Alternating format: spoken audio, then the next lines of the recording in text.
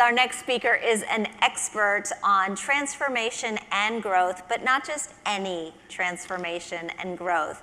Scott Amyx is an expert on what we're calling the fourth industrial revolution, in which digital drives opportunity, and opportunity exceeds anything we've ever seen before. Scott's managing partner of Amyx Ventures. His 2018 book, The Human Race: How Humans Can Survive in the Robotic Age, explores the business models and the services that will become the bedrock of the post-Fourth Industrial Revolution. Please join me in welcoming to the stage Scott Amyx.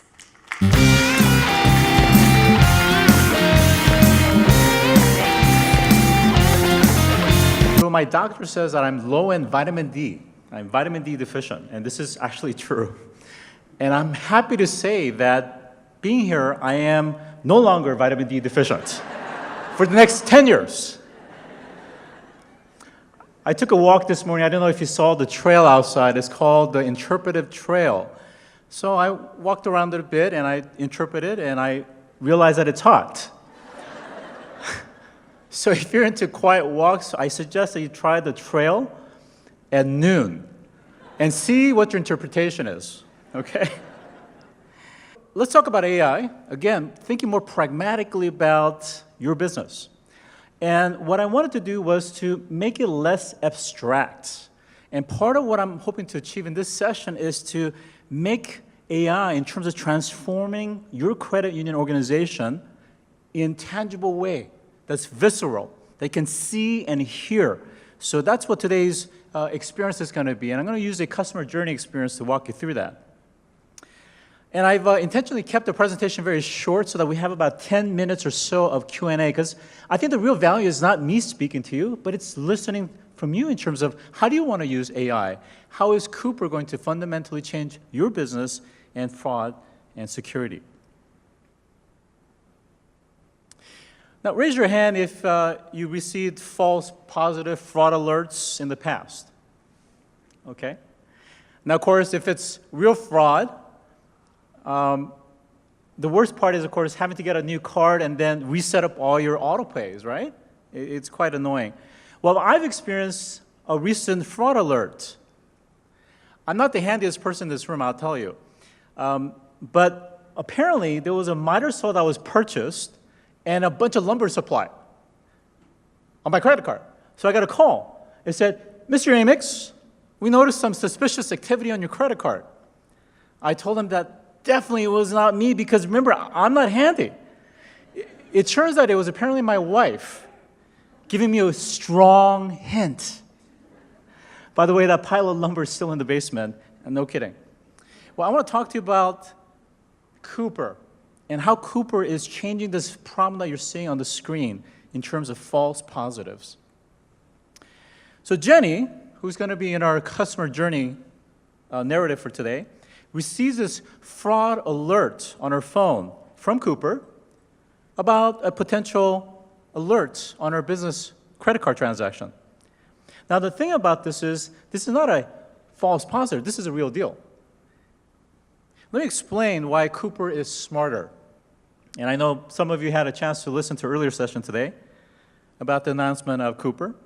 The reason it's smarter is strengthening fraud-fighting abilities, and it adds that extra layer of fraud detection. And for all of you, in terms of those that are in a position of management, it does several things as you think about bringing Cooper into your organizations. One is, Cooper is agile. It can automatically adjust its algorithm based on that data. And number two, you can simply pick and choose techniques to customize. It's that simple. You don't need a whole data science team.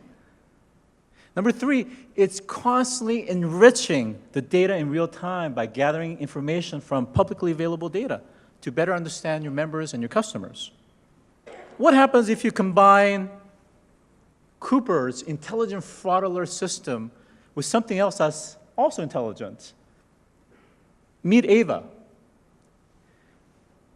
Jenny initiates a chat session to find out what's happening with her credit card, and she is greeted by Ava, which is an expressive cognitive AI who explains everything about what's happening with her card. Now, I will tell you, Ava is not human. It's a human-like digital AI assistant that can interpret and respond to your emotions and to answer your questions. By the way, Ava isn't the only digital assistant that's out there in the market. Google recently unveiled something called the Duplex. And it's able to make calls on your behalf and handle certain things like appointments and reservations. As a matter of fact, I'm going to actually have you watch that video clip just to see how far we've come.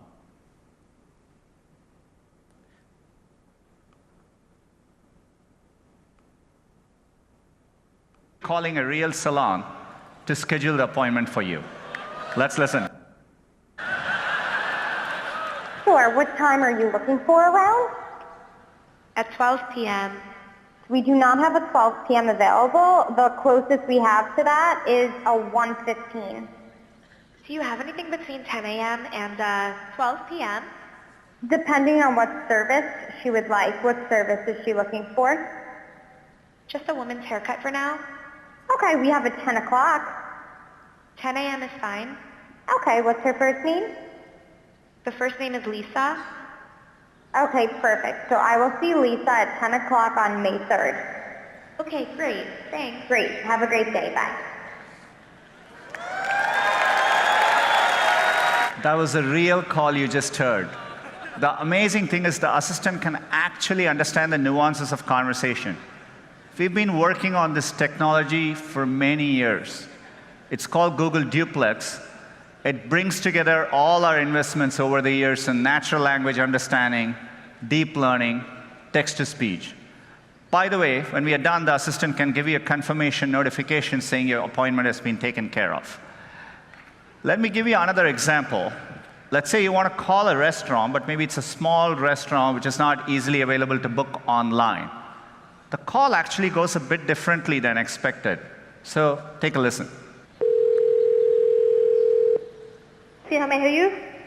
Hi, I'd like to reserve a table for Wednesday the 7th. For 7 people? It's for 4 people. 4 people when? Next Wednesday at 6 p.m. Oh, actually we leave here for after 5 people. For 4 people you can come. How long is the wait usually to be seated? For when, tomorrow or weekday or? For next Wednesday, the 7th. Oh no, it's not too busy. You can come for 4 people, okay? Oh, I gotcha. Thanks. Bye bye. This is going to make crank calling so much more fun. I'm excited about it. But I want to take you back to Ava and have you take a look at this video of Ava in action. And it's fully rendered. It is not a human being whatsoever. And by the way, she is actually taking selfies for Instagram. I don't know about you, but when you look at something like that, it's a bit creepy, right? Kind of like your son's girlfriend who's in college, and that girlfriend keeps on insisting on calling you mom and dad and wants to be added to your will. Well, Ava is supposed to understand your emotions. But my question is, how does it know that, if I'm gassed from that burrito or if I'm just uncomfortable because she's freaking me out?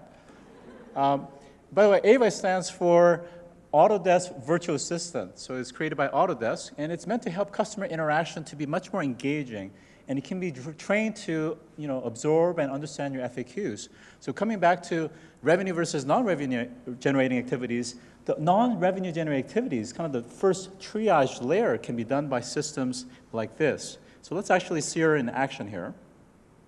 If you also activate the camera, I'll also be able to see your facial expressions.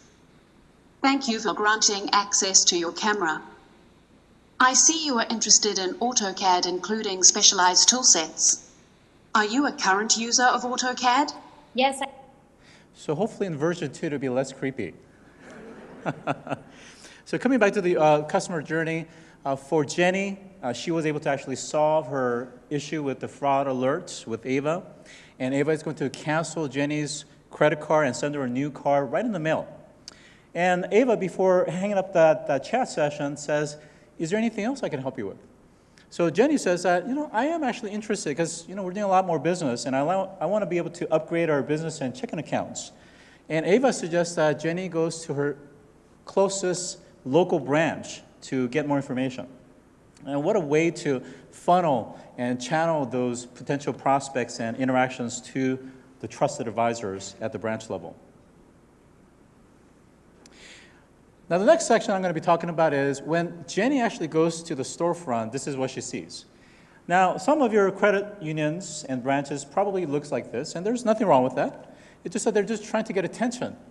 But what if I told you that you don't want to just grab attention, but you want to engage with customers? And that's where another AI solution comes in. Meet OuterNets. So when Jenny visits her credit union, she is attracted by OuterNet's interactive window display that you're seeing here. And let's find out a little bit more about how OuterNets is churning windows and wall surfaces into these powerful storytelling mediums that engages customers. And it's not just outside, it's actually also inside. Again, any windows and surfaces can be activated. So let's take a look.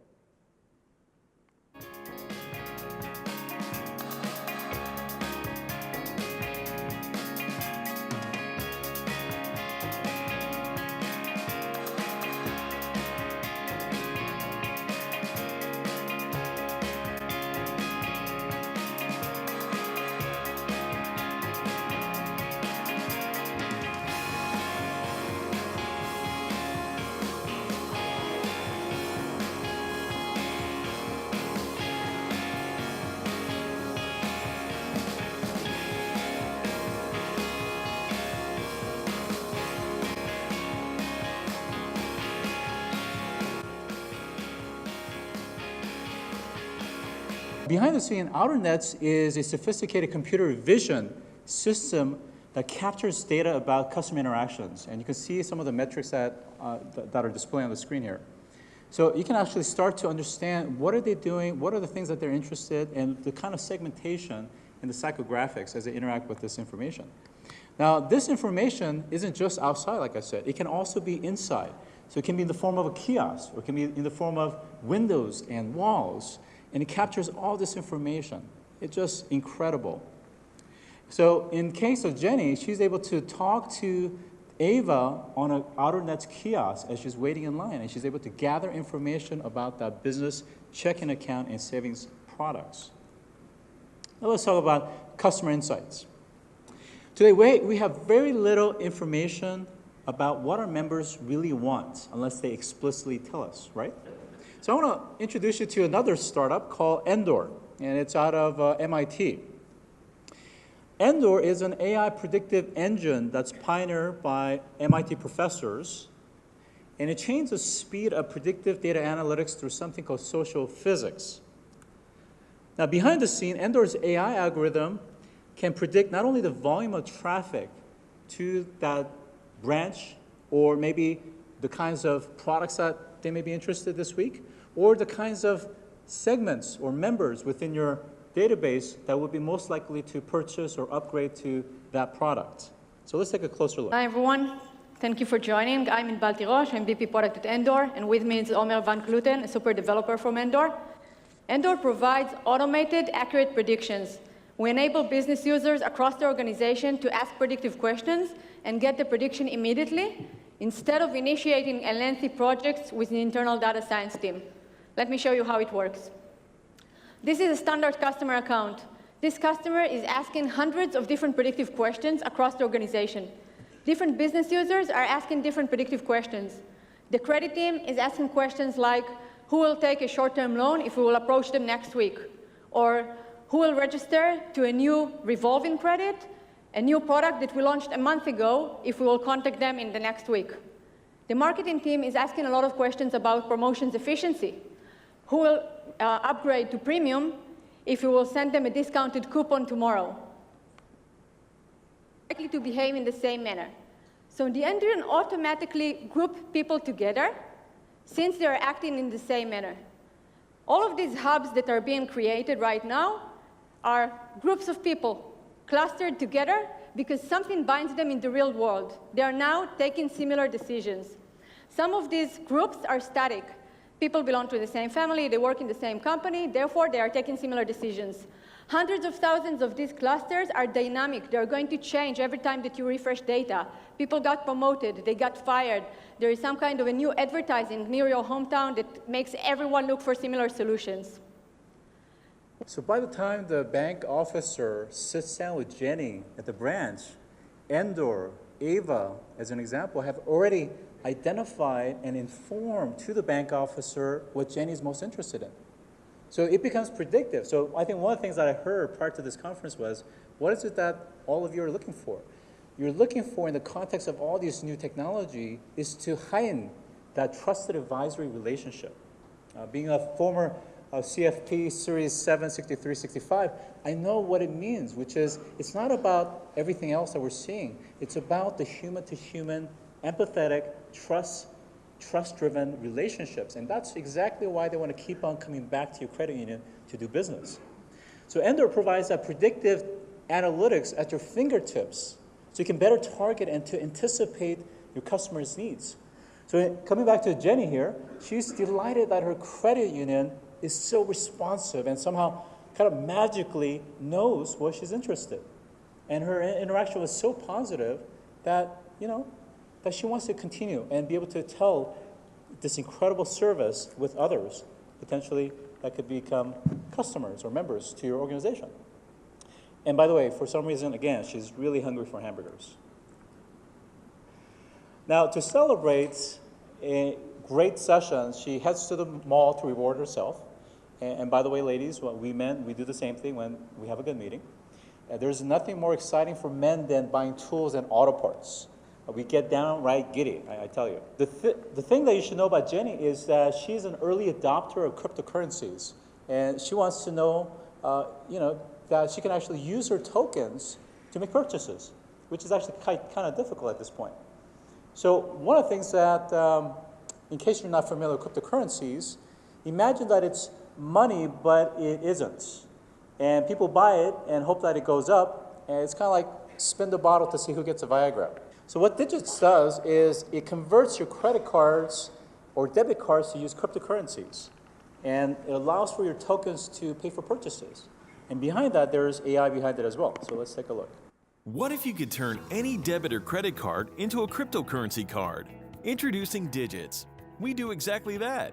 Yes, the credit or debit card that's in your pocket now could become a means to pay with your cryptocurrency assets. Simply enter your credit card number and connect your wallet, such as Coinbase, and you're ready to go.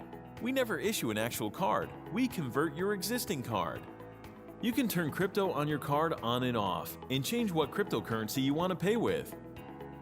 Moreover, with some magic happening in the background, we can reduce the tax cost of a purchase by up to 30% and allow you to pay back the transaction in the future, allowing you to gain from any price rise in crypto. Try Digits now, a solution so simple, even grandma could pay in crypto. Now let me ask you, which of your grandmas or your parents actually use crypto? The point of that was that it's what we're talking about is the flexibility of payments, and I think we'll start to see more innovation. Now for Jenny, she's actually very pleased with their interactions with her credit union.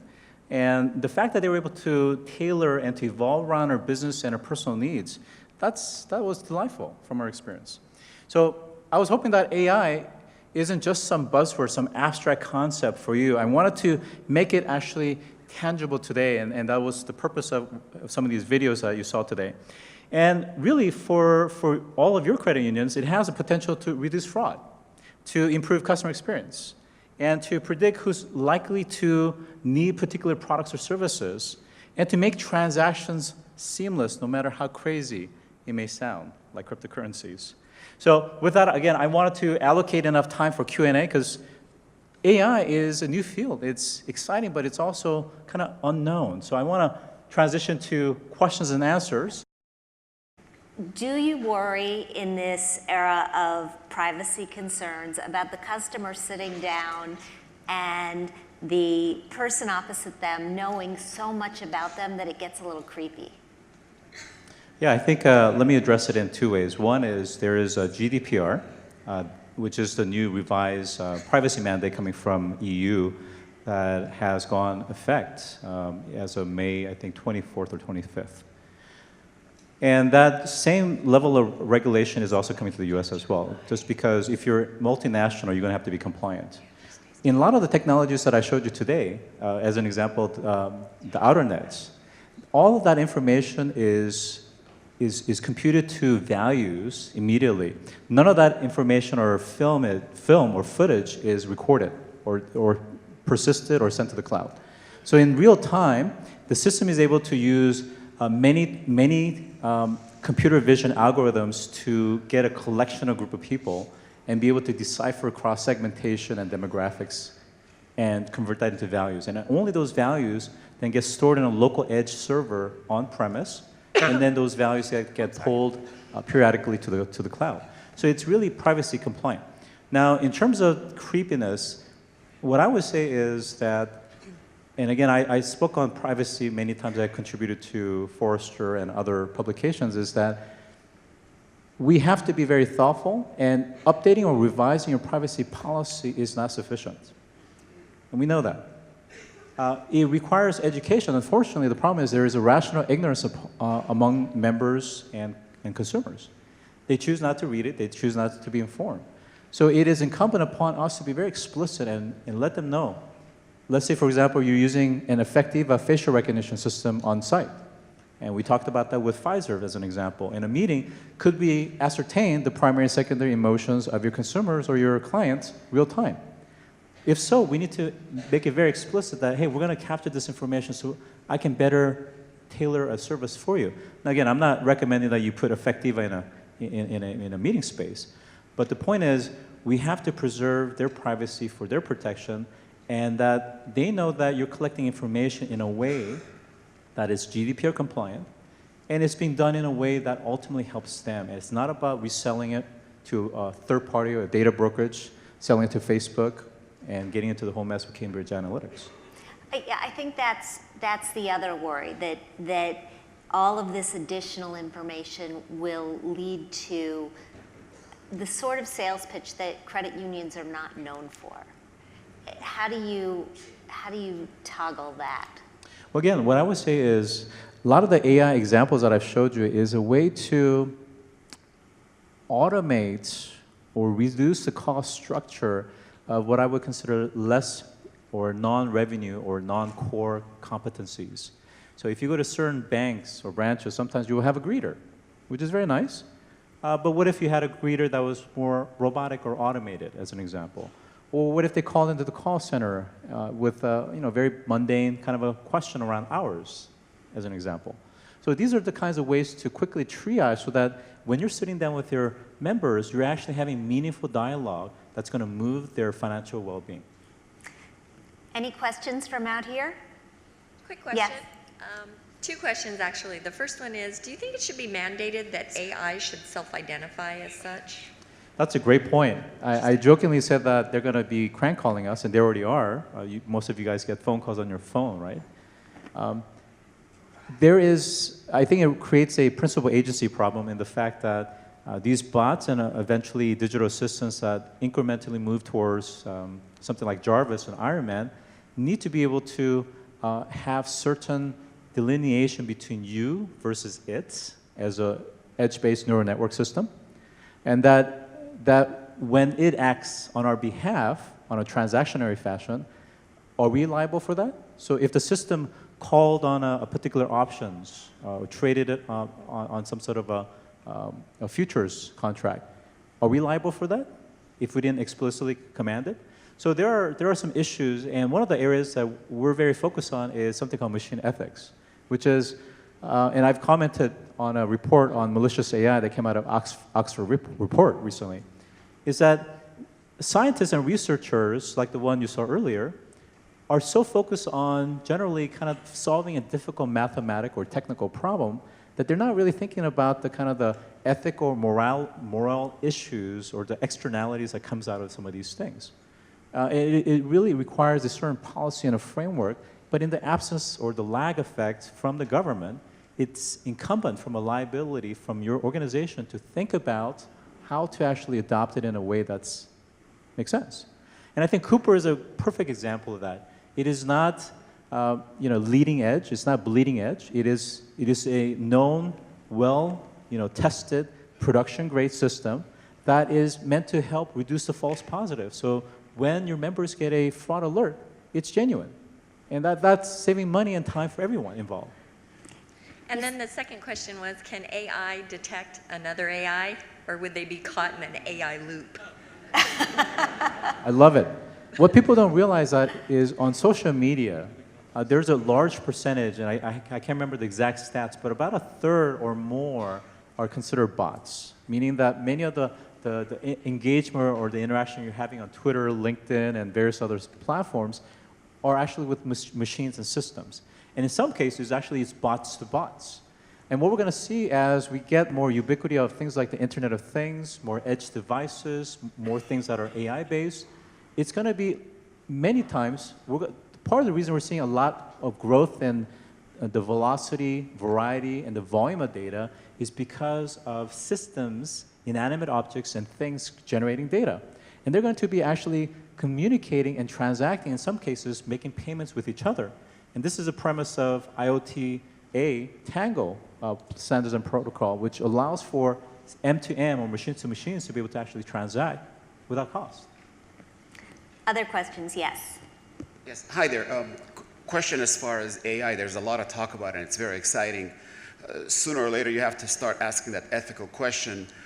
For example, if you've got the cars that drive by themselves, who is actually going to teach them to say, who am I going to protect, the passenger or the person that's walking in front of the car? I mean, there's got to be someone who's going to make that decision. And are we going to depend on the AI to make that? Great question. Well, first of all, some of the videos that I share with you are part of our portfolio or startups that we're looking to either invest or have invested. One of the startups that you didn't see on here is called Level 6, and they're based in Silicon Valley. And these guys are very deep in terms of computer vision, LiDAR technology. They come from NVIDIA and Intel. And one of the problems that they're solving is this notion of simulated data. So in the case of autonomous vehicles, when they're in a university setting, maybe they have 10,000 magnitude of data points. Once they come into a GM, Toyota, Uber, Context, Waymo, they have access to maybe 100,000 data points. But the problem is, just like we've seen with some of the accidents or death recently, it's not sufficient driving it for a few years to really work out all the potential scenarios and the ethical issues that come up as such. We literally need to have those autonomous fleets drive trillions of miles. So what Level 6 is doing is they're creating simulated data sets using adversarial machine learning. So it's machine learning, one that's generating data, other one that's actually learning from that data. And that solves a pragmatic problem, which is in AI, it's not just brute computational force. No, actually, that's not true. It is the kinds of data, the volume of data, and the quality of data that feeds into that logic. Coming back to your second point is that question was raised in Silicon Valley a few years back. And generally, the premise is we have to instill a certain degree of ethical framework, right? So that ethical framework may say something to the extent of whatever that's going to cause the least amount of harm or take the least amount of lives. And the system will make those trade-off decisions very quickly and solve for that. So do I head-on collision with 4 people in that car? Or do I kill a potential child that's going after a ball? Tough, right? Difficult to assign weights to it. But yes, it is being done. It is being actually worked out.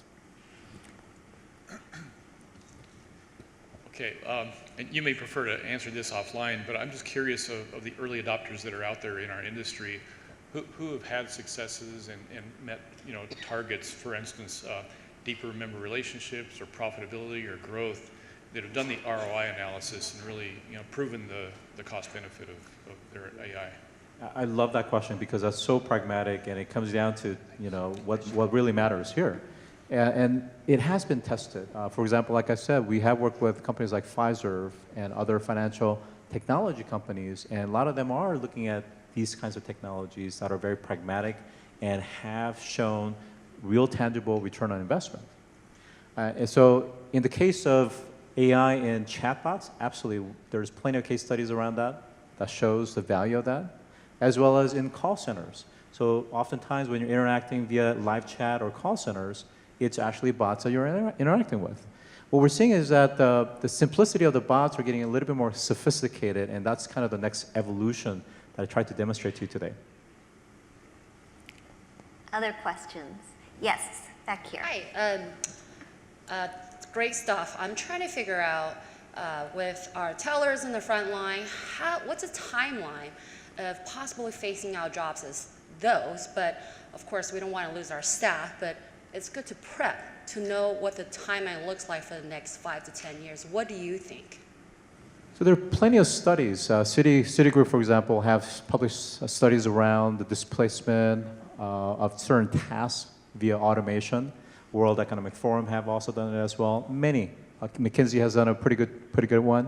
At a very high level, at a macroeconomic level, most average OECD nations will see about 40 to 50% of tasks being automated through cyber-physical systems, AI, blockchain, robotics as an example. And I contribute regularly to a lot of these publications. And then when you get to more kind of lesser developed nations, it gets up to almost 80 to 90% in terms of tasks. Now, one thing that I would caveat is that task is not the same as holistic jobs. When you go back to your respective jobs, you're doing more than data entry. You're doing more than taking a phone call. You're doing more than some transaction. You're doing a holistic job. And like you've heard a little bit today, AI is not perfect. What you're seeing are facets of what we call weak AI that are very siloed, that are very specific.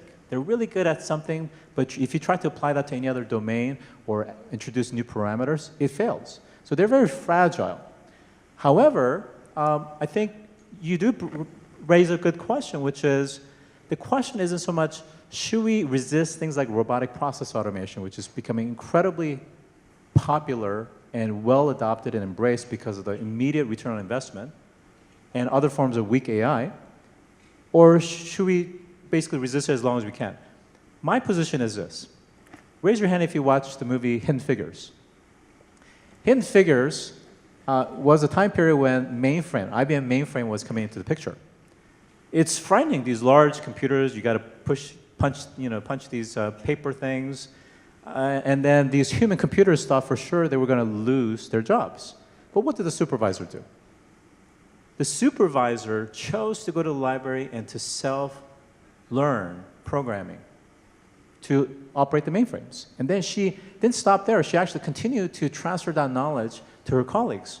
So eventually what happened was man and machine start to work together. And I think that's a really important piece because sci-fi and media wants you to talk about singularity and when machines will rule humans and we just become human batteries. But that's not the reality. The reality is these weak AI support non-revenue generating, non-core activities so that you can focus on revenue generating core activities. Any others? Just, yes. Hi there. Yeah. Now, do you anticipate that there's going to be widespread adoption very soon, or is the uncanny valley kind of creepy factor still going to be in the way for quite a while? What I would say to that is the economics are so compelling. So imagine that you're a very large credit union, your call center has a staff of, let's say, 400 people. And they're just so busy just handling, let's say majority of their calls, inbound calls, are really kind of mundane questions. Imagine putting something like this as kind of that front layer, whether it has a face or whether it's voice only. It starts to reduce a lot of those potentially cost and expensive pieces so that you can redeploy your labor and your resources to things that actually matter. So instead of receiving silly calls about branch hours and this and that, they can actually make outbound calls on your behalf to start looking at who may be interested in your products that you're featuring. All right. Oh, one more. Hi there. So it's been proven usually that the second party to adopt any new technology is bad actors.